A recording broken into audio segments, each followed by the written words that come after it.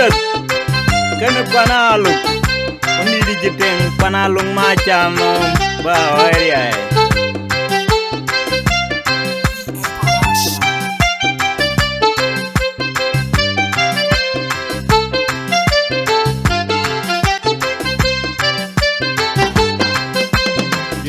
balere dunle galera gudale walan yiner bia ine dolut nge jangang nawak dang mabanya jangang balai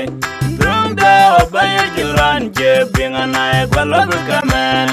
dun jagonya nabi bicha benedi tai ya panaluma ando dai ngai bi gejimgonde jemarirwa wana dan kai na pyo yang aku ni cenggu karnya eda ulan ya ni legade kwal magyarang elan maror di balere dunle galera gudale walan ni nerbia ine dolut nge jangang nawak dang mabanya jangang balai dum da bayar juran je binganai kwalor kamen dun jagonya nabi bicha benedita ya panaluma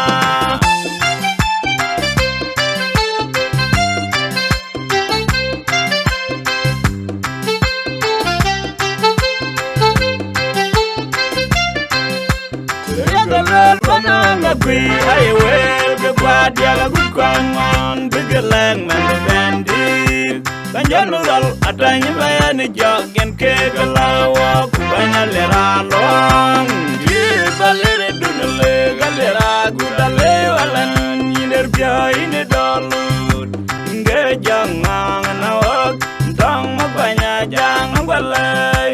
dum da bayar juran je binganai balor kamen dun jagonya nabi bicha benedita ya panaluma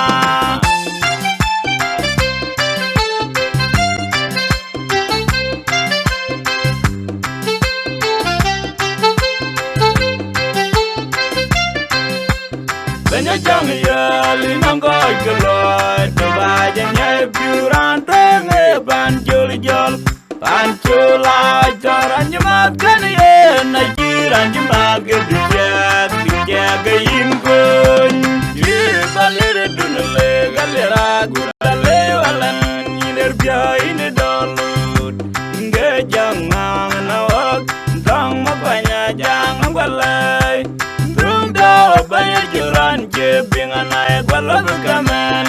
dun jagonya nabi bicha benedita ya panaluma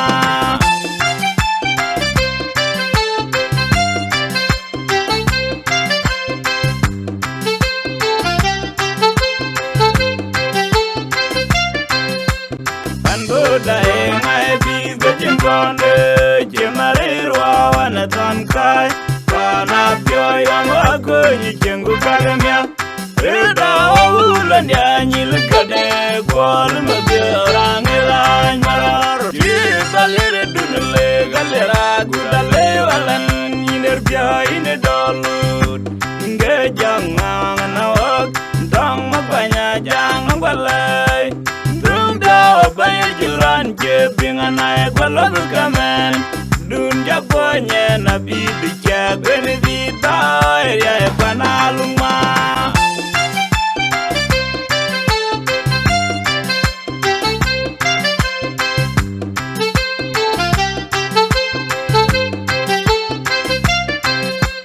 regalal pananga bi ay wel be gwadia la gukwangon bigelang man bendi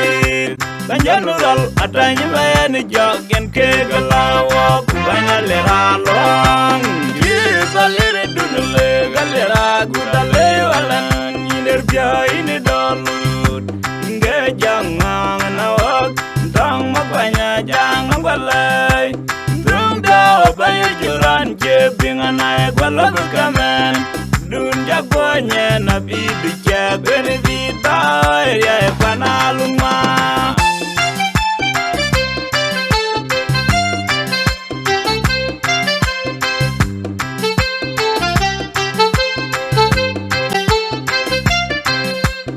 Banya jang yali nango galoy to baja nyai puran tenge ban jol jol ban chola jaran jamat kan ye na jiran jamat ke dijag yin kun ji balere dunle galera gudale walan yiner bia ine dolut nge jang na wak dang mabanya jang balai banya juran je bingana e kwalo kamen dun jagonye na bibi je beni di ba